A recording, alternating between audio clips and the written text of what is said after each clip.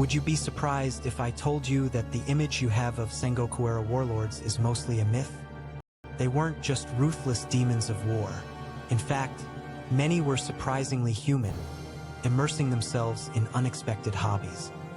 This time, we'll delve into the untold true faces and surprising hobbies of Sengoku warlords, rarely mentioned in history books. Your perception might just be turned upside down. First up is the infamous demon king of the Sixth Heaven, Oda Nobunaga. He's often seen as ruthless, cruel, and a revolutionary who shattered existing values, right? But Nobunaga was also one of the greatest cultural figures of his time. He was deeply devoted to the way of tea, flower arrangement, and no theater. Tea ceremony, in particular, was a vital tool in Nobunaga's diplomacy and political strategy. He used tea gatherings to attract warlords and solidify his rule. He himself cherished famous tea utensils and even prepared tea personally. The lavish tea room in Azuchi Castle was a symbol of his aesthetic sense. He also had a strong passion for cooking, sometimes even stepping into the kitchen himself. He was incredibly curious about Nanban, Southern barbarian, culture. Next, we have the unifier of Japan, Toyotomi Hideyoshi. He's known for being cheerful, charming, and achieving national unification, but he also had a delicate side. Amidst the demanding duties of war and politics, tea ceremony became Hideyoshi's solace. His relationship with Sen no Rikyu is well known.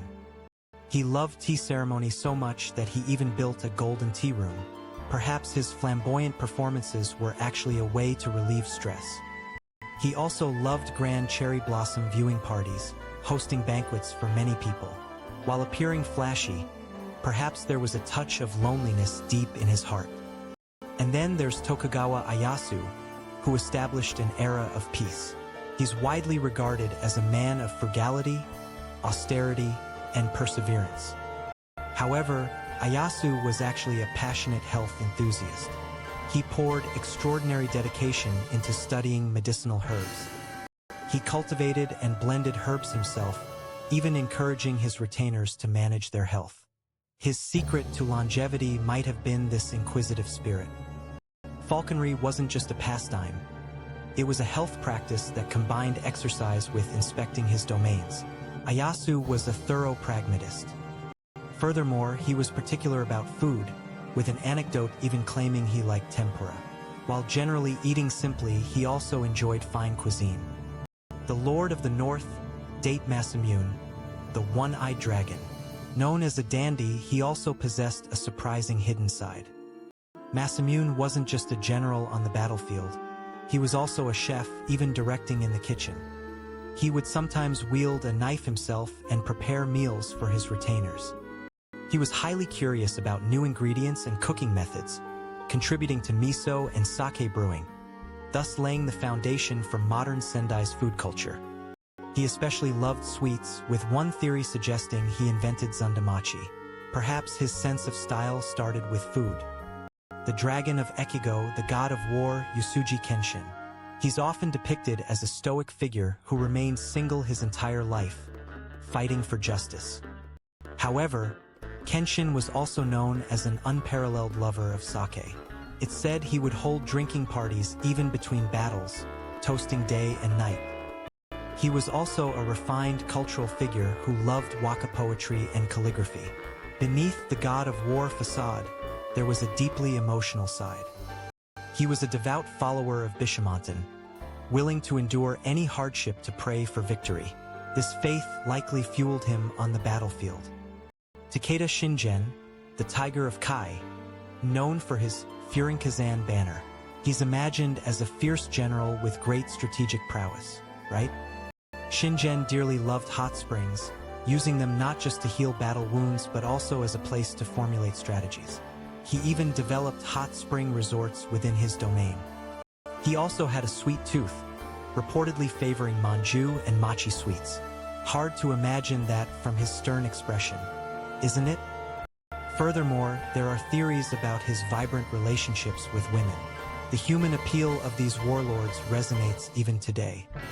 Akechi Mitsuhid, who betrayed Nobunaga at the Hanoji incident. He's firmly entrenched in history as a traitor and a rebel. However, Mitsuhid was actually an exceptionally cultured individual. He hosted Renga poetry gatherings and deeply engaged with other cultural figures. He was also well-versed in tea ceremony, even receiving praise from Nobunaga for his exquisite taste. He was known for his meticulous consideration and was admired by many.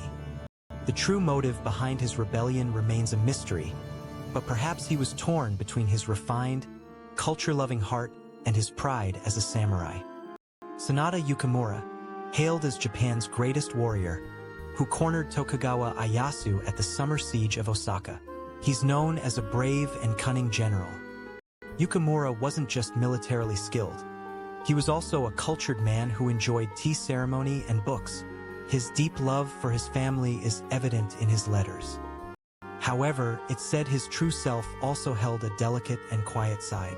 Living through such tumultuous times, he must have grappled with various inner conflicts. There are many other warlords with surprising hidden aspects. For example, Kobayakawa Hideaki, who betrayed the Western Army at Sekigahara. There's an anecdote that he was actually shy and a crybaby from a young age. His lack of decisive action might have stemmed from his personality. Honda Tadakatsu, known for his unrivaled spear prowess in the Sengoku period, was also a cultured individual who enjoyed tea ceremony and waka poetry. He truly embodied both the martial and literary arts. Kato Kiyomasa is renowned as a master castle builder, but there's also a theory that he had a sweet tooth and even carried manju with him when hunting tigers. Hosokawa Tadaok was a tea ceremony master, but his extreme jealousy and his love-hate relationship with his wife Gracia sound like something out of a modern drama. Kuroda Kanbei was an unparalleled strategist, but he was also a heavy drinker, reportedly even falling ill due to sake. Such human qualities not so different from people today. They were heroes, yes, but also individuals who worried, laughed, and pursued hobbies, just like us. History books primarily recount their achievements and strategies. But behind those accounts, full-fledged human dramas were unfolding. By uncovering these surprising facets, we can feel closer to the Sengoku warlords and gain a deeper understanding of their era. So, what do you think? Has your image of the Sengoku warlords changed a little? Historical figures, just like us, held various emotions and found small joys in their daily lives. By discovering these true faces that textbooks often omit, history will surely feel much more interesting and captivating. If there's a warlord who particularly caught your interest, or another you'd like to know about, please tell us in the comments. If you enjoyed this video, please give it a like and subscribe to our channel. Stay tuned for our next video.